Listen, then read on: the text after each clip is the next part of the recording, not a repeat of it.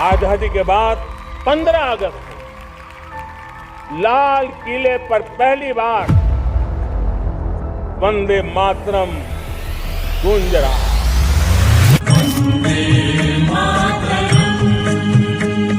लाल किले से 80 साल बाद पूरा वंदे मातरम गूंजा है और उसी शाम कांग्रेस के नेता प्रधानमंत्री के जैकेट की पॉकेट स्क्वायर पर सवाल उठाते हैं। कांग्रेस के स्पोक पर्सन पवन खेड़ा ने सोशल मीडिया पर लिखा, लगता है साहब ने उर्दू में तिरंगा पहना है या फिर भारत की जगह आयरलैंड का स्वतंत्रता दिवस मना रहे हैं। सुनने में अजीब लग रहा होगा, लेकिन यही सच्चाई है। एक तरफ जहाँ 150 साल पुराने गीत को उसका सम्मान मिल रहा है, तो दूसरी तरफ जेब स्क्वायर्स पर हंगामा मचा है। शुरू करते हैं वहीं से जहां सबसे ज्यादा उलझन है। स्वतंत्रता दिवस पर पहली बार लाल किले से पूरा वंदे मातरम गाया गया और ये इसलिए बड़ी बात है क्योंकि आज से पहले सिर्फ एक स्टैंजा ही सुना जाता था। वंदे मातरम के 150 साल पूरे होने पर इस बार सेना ने बैंड से गीत बजाया, फूलों से सजावट हुई और वायुसेना ने आसमान से बैनर लहराया।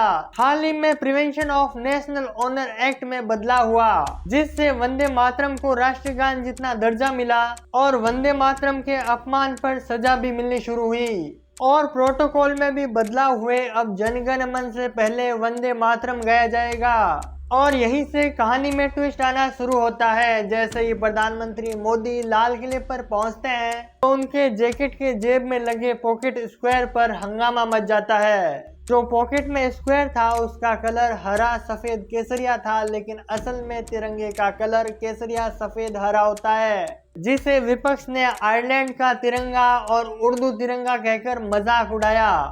अब यहाँ समझने वाली बात है कि ये जो पॉकेट स्क्वायर था वो तिरंगा नहीं था, इसलिए इस पर तिरंगा वाले वो नियम लागू नहीं होते।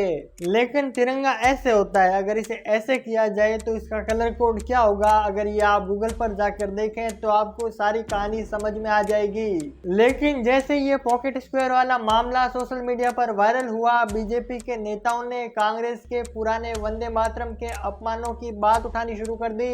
वहीं इस स्वतंत्रता दिवस प्रधानमंत्री मोदी ने रिकॉर्ड बना दिया, लगातार 13वां स्वतंत्रता दिवस भाषण एज ए प्रधानमंत्री देकर।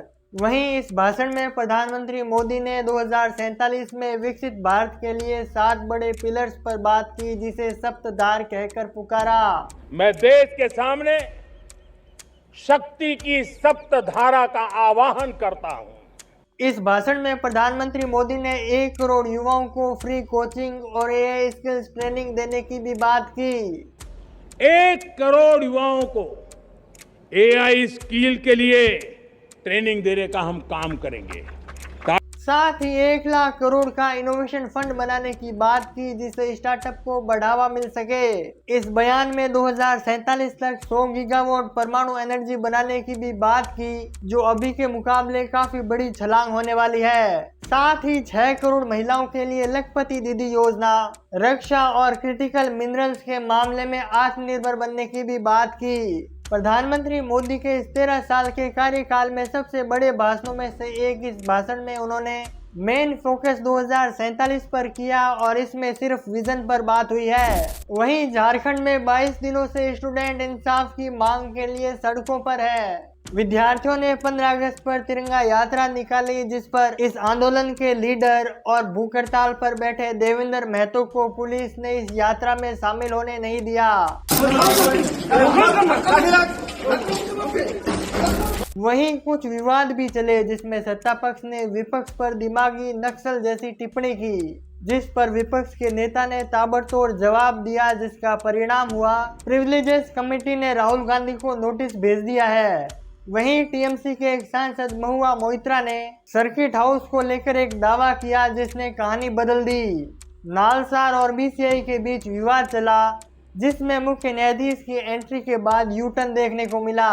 ये तीनों कहानियां अलग है लेकिन थीम एक, सत्ता और विपक्ष के बीच बढ़ता तनाव।